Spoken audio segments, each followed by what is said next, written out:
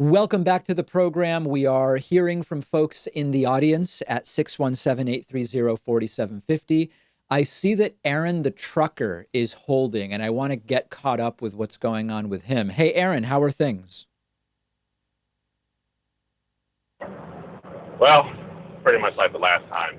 Oh, it sounds like you're on the road. Things. So, yes, of course. Okay. Now, just so you know, since the last time I called, there have been changes to trucking in that Okay.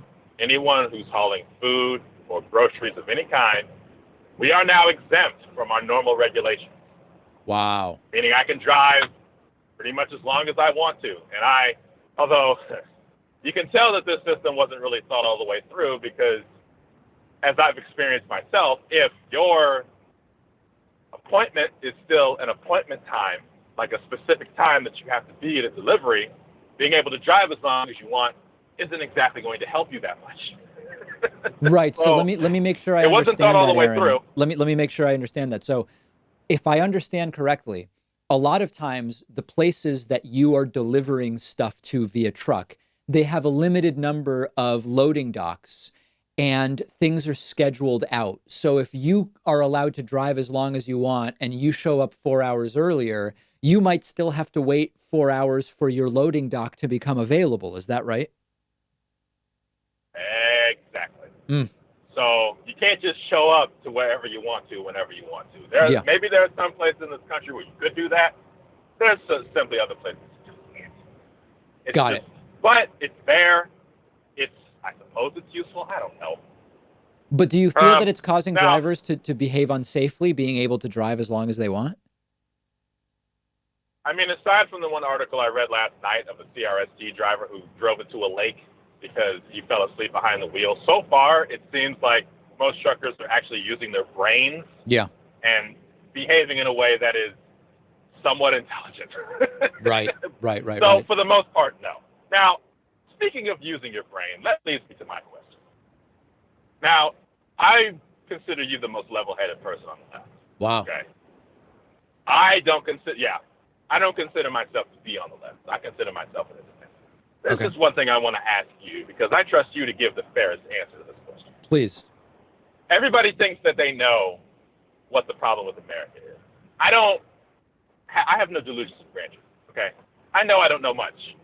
All I can give you are the things the way I see it. The way I see it, the biggest problem with America is that the American people have put too much of their responsibility to think on the government and not on themselves, which might explain the reason why so many people rely on mainstream media to basically tell them what to think.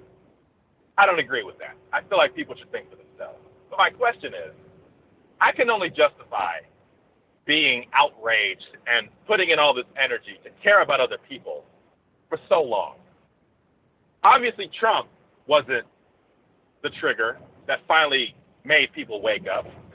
And it's starting to look like the coronavirus and all of the nonsense that goes around with the coronavirus isn't going to be the trigger that gets people to wake up. Right. So my question to you is, in your own words, if you even can, which I wouldn't be surprised if you can, how do I justify continuing to care about other Americans when other Americans don't seem to care enough about themselves? So let me give you, this is beautiful.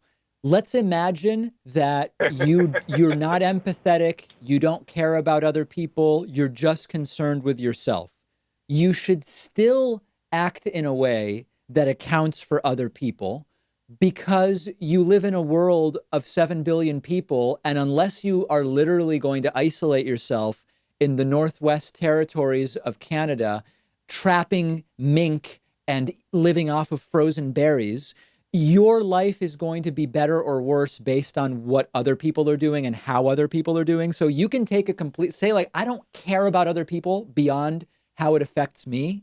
You live in a society, and if things are worse off for everybody, they're going to be worse off for you as well. So from even if you're just selfish, we still need to care about other people. Oh, sure, I guess that's not. I mean, I don't want to keep you too long because obviously you have 1,000 other people who want to talk to you, but I would just say, up until this point, my life is pretty much unaffected by the coronavirus. My life has continued as normal, and I'm just getting to a point now where I believe in helping those who help themselves. Call me conservative, I don't care. I Wow. believe in helping those who help themselves.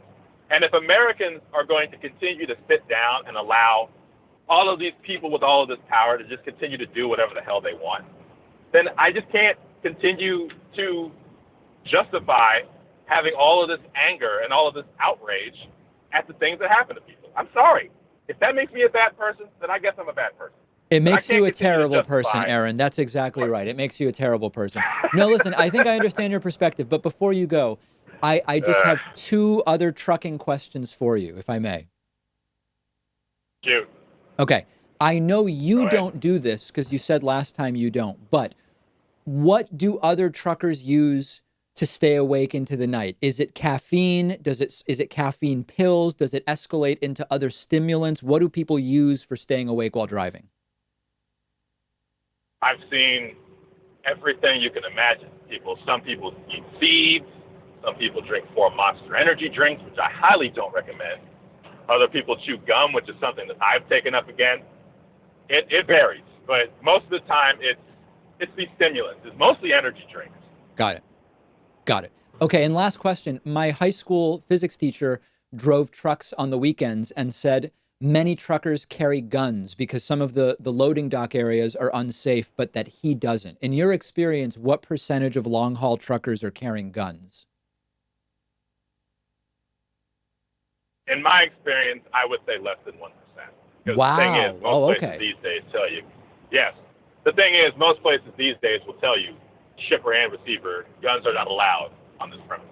Got it. Obviously, it's a don't ask, don't tell type of deal, because unless they're going to search your whole truck, they're not Of going to course. know.